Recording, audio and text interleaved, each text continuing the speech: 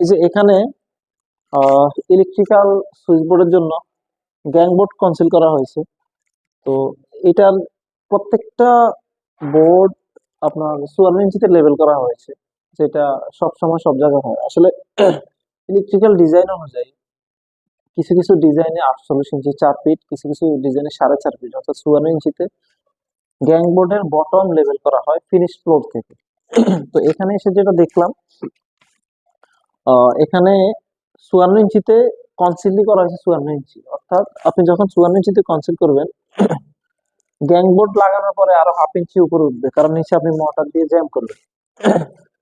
অর্থাৎ ডিজাইনে আছে 4 ফিট 48 ইঞ্চি, তো এটা এখন আরো 6 ইঞ্চি নামাতে হবে। এবং ফিনিশ ফ্লোর যেহেতু টাইলসের 1.5 ইঞ্চি হিসেব করে 48 থেকে আরো 1.5 ইঞ্চি আপ করে দিতে হবে, অর্থাৎ 49 ইঞ্চি আরো হাফ ইঞ্চি, 4 সুতা, হ্যাঁ, 49.5 ইঞ্চিতে আপনার যদি কনসিল করা হয়, বক্সের বটম লাগানো হয়, তাহলে ফিনিশ ফ্লোর থেকে আমরা 48 ইঞ্চি পাবো, আশা করা যায়।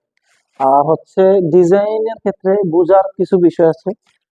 এখানে আপনার কোনো পাওয়ার সকেট নাই, এটা এখন বন্ধ হবে, পাওয়ার সকেটটা ক্রস হবে। তো পাওয়ার সকেটের বিষয়টা একটু খোলাসা করি, সেটা হচ্ছে আপনি যখন পাওয়ার সকেটটা দিবেন, এটা স্টার্টিং লেভেল যেটা থাকে 12 ইঞ্চি।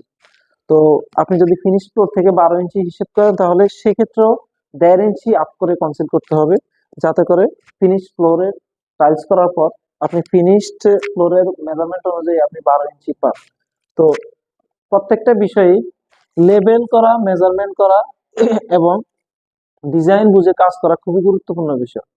আর মালিক পক্ষের রিকোয়ারমেন্ট থাকলে সেটা হচ্ছে ভিন্ন বিষয়, ডিজাইনের বাইরে যদি কোনো কাজ থাকে, ওনাদের চাহিদা থাকে, সেদিকেও লক্ষ্য রাখতে হবে। ধন্যবাদ সবাইকে, ভালো থাকবেন।